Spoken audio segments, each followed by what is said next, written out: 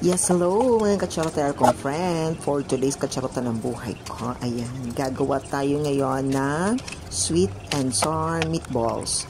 So, ito ay request ng aking mga kapatid na kaitsosan. Hindi ito request. Ako lang talaga may kagustuhan na magluto nito.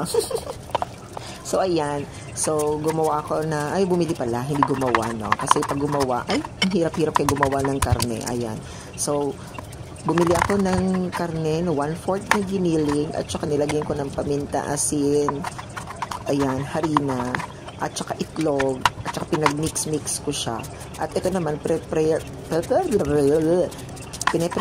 ko yung carrots, sibuyas, at bawang para sa sauce at bell pepper. So, yan yung gagawin ko later para mas masarap ang ating meatballs. So, para mas maraming yung meatballs na magawa natin at medyo malapot-lapot, ayan, lalagyan natin ng kamote. Kasi yung kamote, magpapadagdag pa ng tamis doon sa ating meatballs. Diba?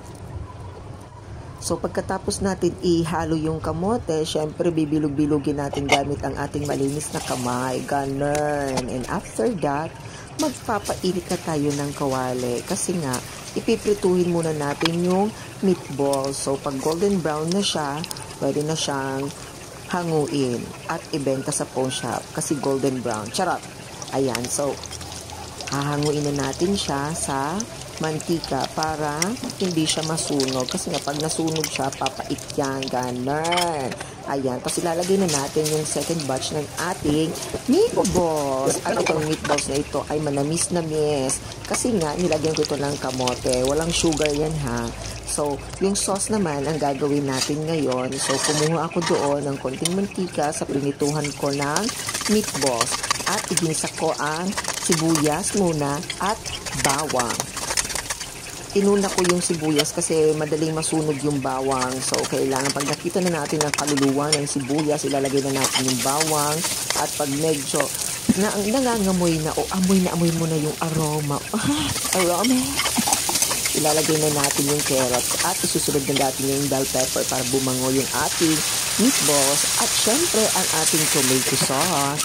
At hinugasan ko yung lalagyan ng tomato sauce at nilagyan ng tubig. Diba? Sayang kaya nun. At lalagisisan natin ng paminta, ng bitchin. Syempre, pampalasa yun, no? At saka ng sugar para mabalance yung lasa ng ating sweet and sour meatballs. So, hindi na ako naglagay dyan ng suka kasi nga, yung sourness ng ating tomato sauce, ayun na ang magpapakumpleto. Ayan na, sarap-sarap. Bye-bye!